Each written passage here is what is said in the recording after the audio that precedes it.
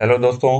आज का जो आपका RSCIT का एग्ज़ाम हुआ है 18 अगस्त 2024 को, उसके जो 35 क्वेश्चन हैं, उसके मैं आंसर आपके लिए लेके आया हूँ। तो चलिए देखते हैं पहला क्वेश्चन क्या है। पहला क्वेश्चन ये कह रहा है कि विंडो 10 में इंटरनेट एक्सप्लोरर को वेब ब्राउज़र से बदल दिया गया है। ये क्वेश्चन बार-बार रिपीट हो रहा है दोस्तों, तो इसका जो राइट आंसर है वो होगा माइक्रोसॉफ्ट एज। माइक्रोसॉफ्ट एज को इंटरनेट एक्सप्लोरर की जगह बदल दिया गया है। तो राइट आंसर हो जाएगा इसका बी। निम्नलिखित में से कौन सी विंडोज यूटिलिटीज अनावश्यक फाइलों को मिटा देती है? तो देखो, जो डिस्क क्लीनअप होता है हमारा, अगर हमारे कंप्यूटर में कोई अनावश्यक फाइलें हैं या अगर हमारा कंप्यूटर सडन से वर्क नहीं कर रहा है ना, बेफिजुल की जो फाइलें हैं, उनको क्या करता है, वो क्लीन कर देता है।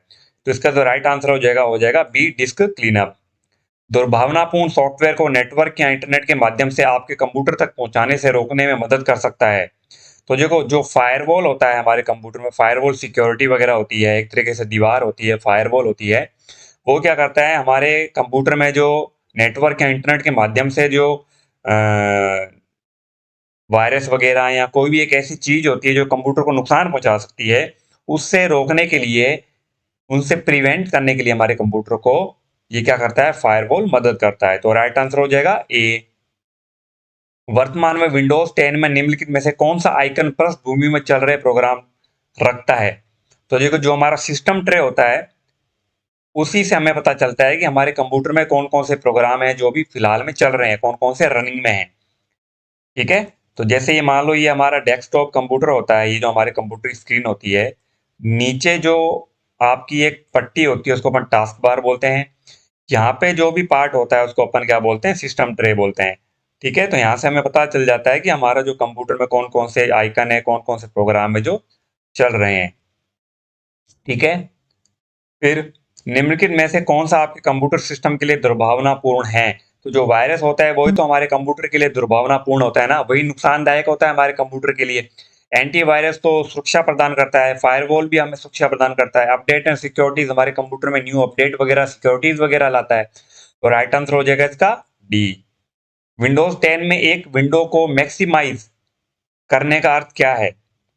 तो विंडो 10 में अगर आप विंडो को मैक्सिमाइज करते हैं तो इसे डेस्कटॉप पर फिट करने के लिए वितरित करना।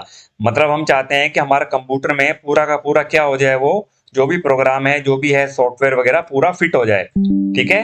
तो हम क्या करते हैं, उसको फिट करने के लिए विस्तारित करते हैं, एक्सपेंड करते हैं। Right answer B. फिर ईमेल की खामी क्या हो सकती है? मतलब ईमेल की क्या कमी है, क्या कमी हो सकती है ईमेल की, वो हमें बताना है। तो ईमेल को उपयोगकर्ता तक भौतिक रूप से पहुंचाने की आवश्यकता होती है। फिर ईमेल कंप्यूटर को संक्रमित करते हैं। ईमेल भेजना बहुत महंगा होता है, या ईमेल लोड होना धीमा होता है। तो देखो, ये दोनों तो हमारा कोई भी खामी नहीं होती, कोई कमी नहीं होती ना, ये पहले नंबर होता है। ये कह रहा है कि भी ईमेल कंप्यूटर को संक्रमित करते हैं, बिल्कुल कर सकते हैं। ईमेल के बेस पे ही, ईमेल के माध्यम से ही कंप्यूटर में कोई ना कोई वायरस वगैरह भी आ सकता है। ठीक है ना। तो कोई भी व्यक्ति ईमेल के माध्यम से भी कंप्यूटर में हमारे वायरस भेज सकता है। तो ये होता है हमारा राइट आंसर बी, कि भाई ईमेल कंप्यूटर को संक्रमित कर सकते हैं, ये खामी होती है ईमेल की। ठीक है। नेक्स्ट क्वेश्चन क्या है दोस्तों, किसी ऑब्जेक्ट के प्रॉपर्टीज तक पहुंचने के लिए माउस की किस तकनीक का उपयोग किया जाता है? देखो, अगर आप किसी भी ऑब्जेक्ट की प्रॉपर्टी पे जाना चाहते हैं तो आपको माउस का जो राइट क्लिक होता है वो आपको प्रेस करना होता है। राइट क्लिक से बहुत सारे ऑप्शन खुल जाते हैं। ऑप्शन खुलने के बाद नीचे नीचे प्रॉपर्टीज का ऑप्शन आता है। Right answer B. फिर मोबाइल ऑपरेटिंग सिस्टम का उदाहरण नहीं है, इनमें से कौन सा मोबाइल ऑपरेटिंग सिस्टम नहीं होता? देखो, एंड्रॉयड होता है, विंडोज होता है और एप्पल होता है, ये तीनों हमारे मोबाइल के ऑपरेटिंग सिस्टम होते हैं। गूगल जेमिनी नहीं होता। Right answer D. कोई दस्तावेज प्रिंट होने से पहले कैसा दिखेगा, यह जांचने के लिए किस कमांड का उपयोग किया जाता है? ये पिछले एग्जाम में भी दोस्तों क्वेश्चन आया था, इस एग्जाम में भी ये रिपीट हुआ है। तो राइट आंसर हो जाएगा इसका प्रिंट प्रीव्यू। प्रिंट प्रीव्यू के बेस पे हम देख पाते हैं कि हमारा जो डॉक्यूमेंट है, हमारी जो फाइल है, वो कैसा दिखेगी। फिर नेक्स्ट क्वेश्चन है दोस्तों, डिजिटल हस्ताक्षर किसे प्रमाणिकता प्रदान नहीं कर सकते? तो ये पीडीएफ में हमारा डिजिटल हस्ताक्षर शो कर सकते हैं, हम ईमेल संदेश में हम हमारे पीडीएफ या ईमेल संदेश में हम हमारे डिजिटल हस्ताक्षर को भेज सकते हैं। Word processing, MS Word, Excel वगैरह में भी हम हमारे हस्ताक्षर को डिजिटल रूप में सेंड कर सकते हैं, भेज सकते हैं। बस हम क्या कर सकते हैं, डिजिटल हस्ताक्षर को दस्तावेज की हार्ड कॉपी के रूप में नहीं सेंड कर सकते, क्योंकि जो डिजिटल हस्ताक्षर होते हैं कभी हार्ड नहीं होते, हार्ड कॉपी के रूप में प्रिंट तो फिर होके नहीं निकलते हैं वो। ठीक है ना? तो इसका राइट आंसर हो जाएगा डी। निम्नलिखित में से किसी उपयोगकर्ता द्वारा इंटरनेट का उपयोग करने से पहले किसकी आवश्यकता होती है? देखो, इंटरनेट चलाने के लिए हमारे पास इंटरनेट कनेक्शन होना जरूरी है, मॉडेम होना जरूरी है और वेब ब्राउजर होना जरूरी है। राइट आंसर हो जाएगा इसका डी, 1 2 3 सभी। ठीक है। फिर नेक्स्ट क्वेश्चन है, किसी दस्तावेज में एक नया पैराग्राफ दर्ज करने के लिए कौन सी कुंजी होती है भाई? एंटर की। अगर हम एंटर की दबाएंगे तो ही हमारा जो है नया पेज नीचे खुलता है। जीमेल में कंपोज पर क्लिक करके आप प्राप्त ईमेल देख सकते हैं। आप एक ईमेल संदेश लिख सकते हैं। आप दुर्भावनापूर्ण ईमेल देख सकते हैं। आप भेजे गए ईमेल को देख सकते हैं। देखो, अगर आपके पास जो आप कंपोज वाले ऑप्शन पे क्लिक करते हैं तो आप नया संदेश कोई ना कोई लिख रहे होते हैं। जब आपको कोई नया मेल करना होता है किसी को, तो आप क्या करोगे? कंपोज वाले ऑप्शन पे क्लिक करोगे। राइट आंसर हो जाएगा बी। जब कॉलम जानकारी प्रदर्शित करने के लिए पर्याप्त बड़ा नहीं होता, तो निम्नलिखित में से एमएस एक्सेल द्वारा क्या प्रदर्शित किया जाता है? इसका राइट आंसर हो जाएगा ए। मतलब कि जब कोई वर्ड है, कोई फॉर्मूला है जिसका रिजल्ट अगर हमें प्राप्त हुआ है किसी भी सेल में, तो जब ऐसा कुछ निशान आ जाए, हैज लिखा हुआ आ जाए, हैज बना हुआ आ जाए, तो उसका मतलब वो कॉलम हमारा छोटा है। ठीक है, उसमें जो टेक्स्ट है, उसमें जो भी नंबर है वो फिट नहीं हो रहे हैं। ठीक है ना? तो हमें क्या करना पड़ता है, हमारे बॉक्स को, हमारे कॉलम को, यानी कि जो ABCD लिखा हुआ होता है उसमें, उसको बोलते हैं अपन कॉलम, उसको हमें क्या करना पड़ता है? बड़ा करना पड़ता है। ठीक है, तब हमारा राइट आंसर हो जाएगा ए। सुरक्षित वेबसाइट से संबंधित कथनों पर विचार कीजिए। देखो, इसके वेब पते की शुरुआत हमेशा HTTPS से होती है, hyper text transfer protocol secure. बिल्कुल सही है। इसमें ब्राउजर विंडो फ्रेम में हमेशा पैडलॉक का साइन होता है। सही है। इसमें हमेशा .com डोमेन होता है। डोमेन वगैरह से कोई मतलब नहीं होता। ठीक है, ये दो चीजें होनी बहुत ज्यादा जरूरी होती है कि HTTPS लिखा हुआ होना चाहिए और आगे पैडलॉक, यानी कि जो लॉकर का निशान होना चाहिए वो होना चाहिए। तो राइट आंसर हो जाएगा इसका सी। केवल एक और दो सही है। MS पावर पॉइंट 2010 में यदि आप प्रेजेंटेशन को समाप्त करना चाहते हैं तो आपको एस्केप कुंजी दबानी पड़ती है। पिछले क्वेश्चन में भी, एग्जाम में भी आया था, 4 अगस्त वाले में भी ये। ठीक है। निम्नलिखित में से वर्तमान या सक्रिय विंडो को बंद करने के लिए अल्ट के साथ F4। जो भी आपकी कंप्यूटर के अंदर सॉफ्टवेयर वगैरह, प्रोग्राम्स वगैरह कुछ भी खुले हुए हैं, आप अगर उनको बंद करना चाहते हो, क्लोज करना चाहते हो, तो आप अल्ट के साथ F4 की दबाओगे तो आपका जो सक्रिय विंडो है, या अगर आप कंप्यूटर को शट डाउन भी करना चाहो तो आप अल्ट के साथ F4 दबा के शट डाउन भी कर सकते हो। निम्नलिखित में से कौन सा सर्च इंजन है? देखो, सर्च इंजन तो गूगल है, इंटरनेट एक्सप्लोरर तो ब्राउजर है हमारा, फायरफॉक्स भी जो है हमारा ब्राउजर है। तो Google, Yahoo, Baidu, Bing, Ask, ये सारे हमारे सर्च इंजन होते हैं। राइट आंसर सी। मेमोरी की इकाइयों को TB, KB, GB, MB को सही क्रम में व्यवस्थित कीजिए। मतलब ये कह रहा है कि बढ़ते हुए घटते हुए क्रम में बताना है कि सबसे बड़ी पहले कौन सी होती है इकाई। तो सबसे बड़ी होती है हमारी TB, फिर उसके नीचे आता है गीगाबाइट, फिर मेगाबाइट, फिर kilobyte. Right answer C. MS Excel 2010 में निम्नलिखित में से कौन सा चार्ट का प्रकार नहीं है? देखो, एरिया चार्ट होता है, पाई चार्ट होता है, लाइन चार्ट होता है। रेक्टेंगल नाम से कोई भी चार्ट नहीं होता है। ठीक है, राइट आंसर बी। CPU निम्नलिखित दो छोटे घटकों से बना होता है। देखो, CPU में ALU, CU यानी अर्थमेटिकल लॉजिकल यूनिट और कंट्रोल यूनिट, ये दो जो घटक होते हैं, कंपोनेंट होते हैं, ये बहुत इंपॉर्टेंट होते हैं। ये दोनों ही हमारे कंप्यूटर में बहुत ज्यादा इंपॉर्टेंट होते हैं। ALU का तो काम होता है हमारा सारा का सारा कैलकुलेशन, मैथमेटिकल कैलकुलेशन है, लॉजिकल कैलकुलेशन से रिलेटेड। और CU का काम होता है कंप्यूटर में जो भी हमने कीबोर्ड, माउस, प्रिंटर वगैरह, USB पोर्ट वगैरह, जो भी हमने एक्स्ट्रा डिवाइसेस वगैरह लगा रखे हैं, उसको कंट्रोल करना, उसका सारा काम कंट्रोल यूनिट का होता है। Right answer A. यदि आप किसी ईमेल संदेश के बॉक्स में प्राप्तकर्ता का ईमेल पता जोड़ते हैं, तो संदेश की प्रतिलिपि उस प्राप्तकर्ता को भेज दी जाती है और प्राप्तकर्ता का नाम संदेश के अन्य प्राप्तकर्ताओं को दिखाई नहीं देता। इसका राइट आंसर हो जाएगा BCC, ब्लाइंड कार्बन कॉपी। पिछले एग्जाम में भी आया था कि ब्लाइंड कार्बन कॉपी क्या यूज होता है, किस लिए इसका यूज किया जाता है। तो अगर हम किसी को मैसेज कर रहे हैं और अगर हम BCC में लिख के किसी भी व्यक्ति का ईमेल आईडी भेजते हैं, तो कोई भी व्यक्ति एक दूसरे की ईमेल आईडी नहीं देख पाएगा। वो सिर्फ उसी की ईमेल आईडी देख पाएगा जिसने उसको भेजा है। या तो वो खुद की ईमेल आईडी देख लेगा या सामने वाले की जिसने उसको ईमेल आईडी से मेल किया है। ठीक है। निम्नलिखित में से कौन सा कंप्यूटर सिस्टम में हार्डवेयर के उदाहरण है? तो इसमें राइट आंसर हो जाएगा ए, इनपुट और आउटपुट डिवाइस। ये हमारे हार्डवेयर होते हैं, जैसे कीबोर्ड, माउस, प्रिंटर, स्पीकर। ठीक है ना, ये सारे हमारे क्या होते हैं, इनपुट आउटपुट डिवाइसेस वगैरह होते हैं। ग्राफिकल चित्र जो किसी ऑब्जेक्ट जैसे आइकन, फोल्डर आदि का प्रतिनिधित्व करते हैं, इसका राइट आंसर हो जाएगा आइकन। यानी कि the graphical representation of any software, any programs, any files and folders is called icon. यानी कि किसी भी प्रोग्राम को चित्र के रूप में प्रस्तुत करना आइकन कहलाता है। आइकन किसी भी सॉफ्टवेयर की एक पहचान होती है, जो उसको एक रूप देती है, एक आकार देती है, जिससे यूजर उसको इजीली पहचान सके, उसको बोलते हैं अपन आइकन। राइट आंसर हो जाएगा आइकन।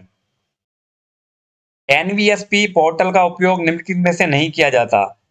मतदाता में नाम खोजने के लिए होता है, अपने बूथ, एसपी और पीसी खोजने में होता है, नए मतदाता के पंजीकरण के ऑनलाइन आवेदन के लिए होता है, मतदाताओं को ईमेल भेजने के लिए। इसका ऑप्शन, इसका जो राइट आंसर होगा डी।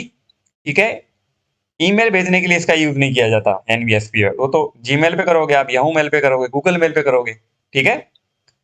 फिर एक एप्लीकेशन सॉफ्टवेयर है जो शिक्षकों को केवल व्याख्यान देने और ब्लैक बोर्ड पर लिखने की तुलना में अपने पाठ को अधिक गतिशील तरीके से प्रस्तुत करने की अनुमति देता है। राइट आंसर हो जाएगा पावर पॉइंट, पीपीटी। ठीक है, बहुत सारे कॉलेजों में, स्कूलों में, बड़ी बड़ी कंपनियों में, मल्टीनेशनल कंपनियों में पीपीटी बनाने के लिए कहा जाता है कि आप इसकी पीपीटी बनाइए, पावर पॉइंट प्रेजेंटेशन। किसी भी एक टॉपिक को आपको पीपीटी के रूप में दर्शाना होता है, जो भी कलीग्स होते हैं, ठीक है ना, उन सबके सामने। तो राइट आंसर हो जाएगा सी। 28वां क्वेश्चन है, कंप्यूटर सिस्टम का प्रत्येक घटक या तो हार्डवेयर या सॉफ्टवेयर हो सकता है।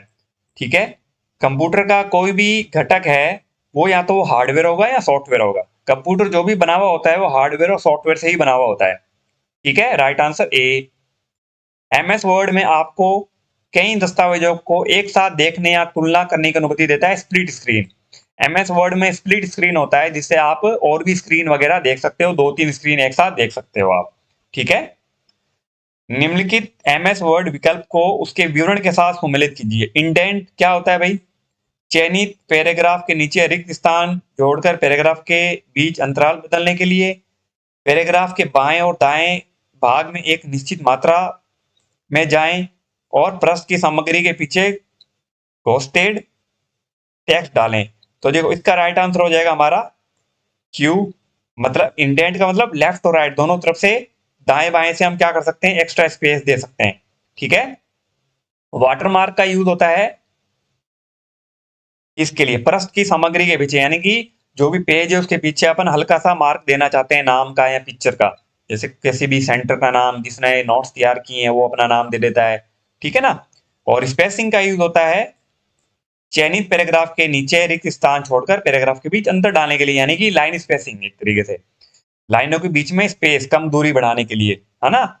जो स्पेस होता है वो लाइनों के मध्य कम ज्यादा करने के लिए। तो इसमें हो जाएगा हमारा पहले में क्यू, दूसरे में आर, तीसरे में P.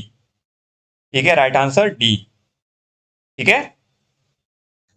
Mock massive open online courses, इसका फुल फॉर्म होता है massive open online courses. Projector को कंप्यूटर से जोड़ने के लिए एचडीएमआई जो केबल होती है, एचडीएमआई पोर्ट होता है, उसमें हमें उसको डालना पड़ता है। Right answer B. मान लीजिए किसी डायरेक्टरी में सब डायरेक्टरी, यानी कि डायरेक्टरी के अंदर जो डायरेक्टरी होती है, फोल्डर के अंदर जो फोल्डर होता है, और कुछ फाइलें हैं। जब भी आप उस डायरेक्टरी को एक स्थान से दूसरे स्थान पर ले जाते हैं तो क्या होगा? मतलब ये कह रहा है कि अगर आप, आपके फोल्डर के अंदर भी फोल्डर हैं और उसमें बहुत सी फाइलें हैं, तो आप उसको एक स्थान से दूसरे स्थान पे लेके जाते हैं तो क्या इफेक्ट पड़ता है? डायरेक्टरी के अंदर सभी फाइलें स्थानांतरित हो जाती है, उस डायरेक्टरी के अंदर की सभी सब डायरेक्टरी स्थानांतरित हो जाती है, डायरेक्टरी स्थानांतरित हो जाती है, लेकिन स्रोत फाइल स्थानांतरित नहीं होती, ट्रांसफर नहीं होती। मतलब कि जो मेन फाइल है वो तो ट्रांसफर होती है, उसके अंदर भी जो फाइलें होती है वो भी ट्रांसफर हो जाती है। तो राइट आंसर हो जाएगा ए और बी। जब भी आप किसी फाइल या फोल्डर या प्रोग्राम को आप एक स्थान से दूसरे स्थान पर कट कॉपी पेस्ट करते हो, तो मेन फोल्डर तो कट कॉपी पेस्ट होता ही होता है, उसके अंदर की फाइलें भी जो होती है वो मूव हो जाती है, ट्रांसफर हो जाती है। ठीक है, राइट आंसर डी। पोर्टल का उपयोग मुख्य रूप से बस टिकट बुक करने के लिए, देखो RSRTC, Rajasthan state roadways transport corporation, RSRTC, और रेलवे के लिए IRCTC होता है, ध्यान रखना। NVSP वोटिंग वोटर के लिए होता है, नाम जोड़ना वोटर वगैरह में अपना, ठीक है। और PSK होता है पासपोर्ट सेवा केंद्र, अगर आप पासपोर्ट वगैरह बनाना चाहते हो तो आपको यहाँ जाना पड़ता है। राइट आंसर हो जाएगा सी।